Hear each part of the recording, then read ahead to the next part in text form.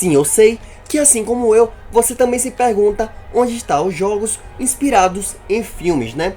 Nesse vídeo aqui, irei falar para vocês a real do porquê não existe mais jogos como antigamente, inspirado em inúmeros filmes que é lançado todo ano. Então, quer saber um pouco mais? Espera mais um pouco, que nesse vídeo aqui eu irei trazer para vocês a verdade não revelada de Hollywood. Então, espera mais um pouco, que nesse vídeo aqui eu irei falar tudo para vocês. Bora para mais um vídeo? Se você teve um videogame durante a década de 90 e principalmente o glorioso anos 2000, você com certeza percebe que os jogos inspirados em filmes foram diminuindo ao longo dos tempos, né? Afinal, mesmo que hoje possuam plataformas para jogar como PCs e também Xbox, PlayStation e até Nintendo, a gente não consegue ver por aí muitos jogos sendo produzidos inspirados em filmes que são sucesso no cinema, né?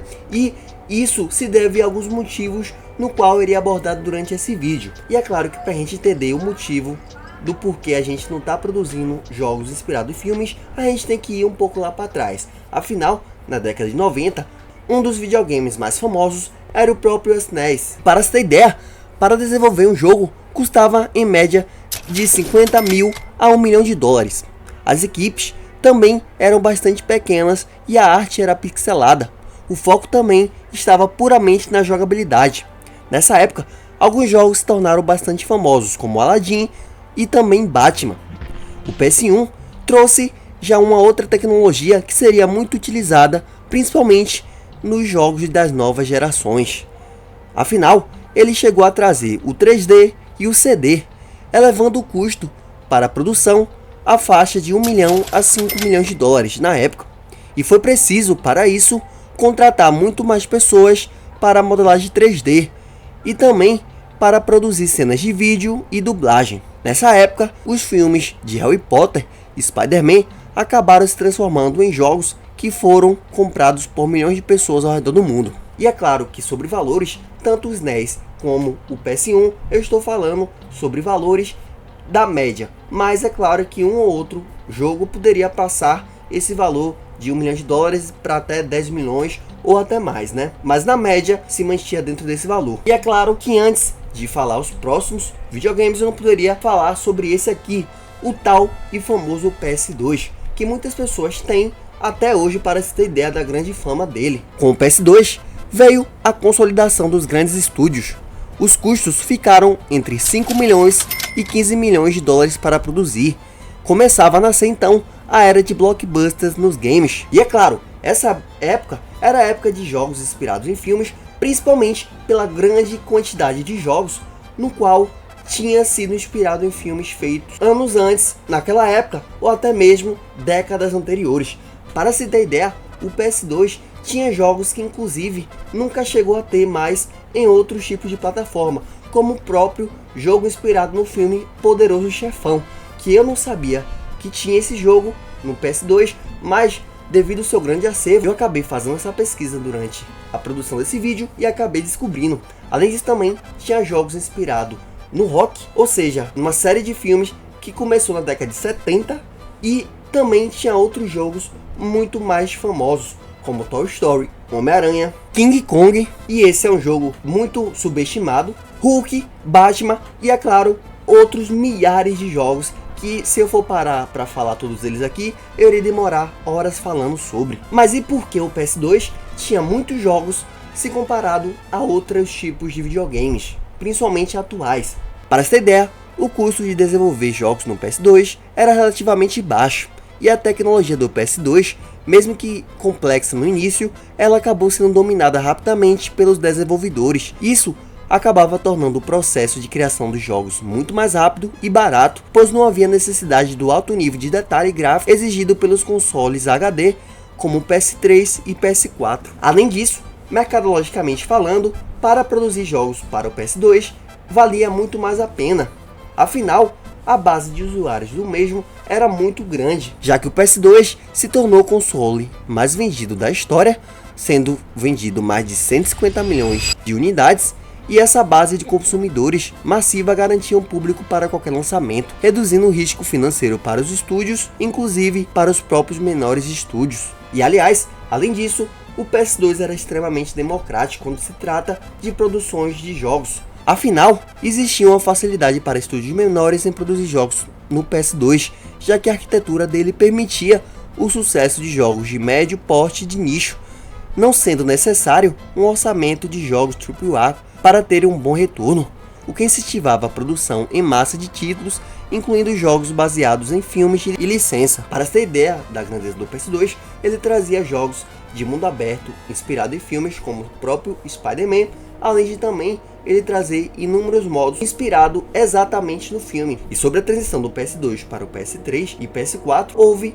uma enorme melhoria, principalmente em gráficos e tecnologias associadas, né? Porém, infelizmente, acabou tendo um ponto negativo bastante desagradável, principalmente para os pequenos estúdios, já que para desenvolver um jogo para esse tipo de videogame, havia uma necessidade de ter um grande investimento, além de, obviamente, o risco ser muito maior, já que o PS2 você desenvolvia jogos muito bons, sendo muito barato, associado também com alta chance de ter seu jogo vendido pela enorme quantidade de usuários. Já para o PS3 e PS4, além deles não possuírem o grande número de usuários que o PS2 tinha, o custo para produzir um jogo acabou disparando. O detalhamento insano dos gráficos acabou levando o custo médio de um título AAA para cerca de 20 milhões até 80 milhões de dólares. E essa época também ficou marcada por alguns jogos, inclusive bastante famosos, como Homem-Aranha e, é claro, Mad Max e Transformers. No PS4, por exemplo, mesmo tendo um aumento absurdo de custo, acabou aparecendo alguns exemplos de filmes como Spider-Man e também Star Wars. Para se ter ideia da elevação de custos para produzir um jogo, principalmente jogos grandes e de mundo aberto, que poderia ser ou não inspirado em filmes, a gente vai utilizar um exemplo do GTA. Para se ter ideia e comparação da alavancagem de custos envolvendo jogos do mesmo segmento, vou utilizar agora a franquia de jogos bastante famosa GTA. Afinal, esse jogo foi um jogo que participou de inúmeras gerações de videogames e, para se ter ideia, na década de 1997 surgiu o primeiro GTA, custando para ser feito 1 a 2 milhões de dólares.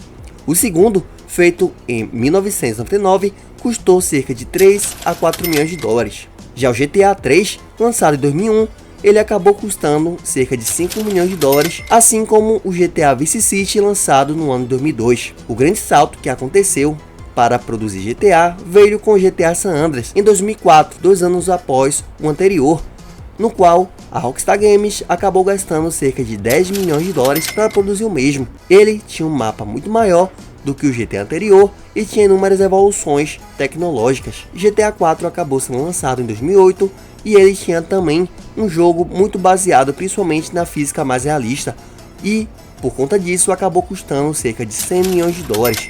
Esse GTA 4, diferente dos anteriores, que era feito para PS1 e PS2, esse acabou rodando em jogos para o PS3. Já o GTA V, que foi lançado para o PS3 também, acabou custando mais que o dobro do anterior, e ele foi lançado em 2013, custando 250 milhões de dólares para os cofres da Rockstar Games. E por último, que é o GTA 6, que provavelmente será lançado no ano que vem, em 2026, está com a estimativa indicando que o custo para a produção do mesmo ultrapassará 1 bilhão de dólares. Ou seja, quanto mais o tempo passa, para as desenvolvedoras criar jogos, está ficando cada vez mais e mais complexo, além de, é claro, demorado. Afinal, caso o próximo GTA seja lançado no ano que vem, em 2026, o tempo levado entre o último GTA e o próximo será em torno de 13 anos. E o custo também irá ser mais de 4 vezes o valor de produção. E resumindo tudo, os jogos não são mais feitos sendo inspirados em filmes por conta desses motivos, né? A dificuldade de produzir um jogo hoje é muito maior do que anteriormente, né? Principalmente antes do PS3, na época do PS2, e também o alto custo para produzir um jogo associado a um provável baixo retorno. Pois é, infelizmente, talvez nunca mais a gente vai ter aquela época de ouro dos jogos inspirados em filmes que o PS2 acabou pegando, né? Mas talvez um dia isso mude, né? Principalmente caso a indústria acorde e queira lançar jogos para celulares inspirados em filmes. Pois é, se você nunca tinha parado para pensar como era trabalhoso desenvolver um jogo inspirado em filme, aproveita e se inscreve no canal. E é claro, vê mais vídeos que com certeza vocês irão gostar da produção que eu posto aqui todo dia da semana. Peço que vocês vejam mais vídeos aqui no canal e compartilhem esse vídeo para todos os seus amigos. E comentem aí embaixo qual é o jogo que você mais jogava e que você mais gostava que era inspirado em filmes. Até o próximo vídeo, falou, fui e tchau.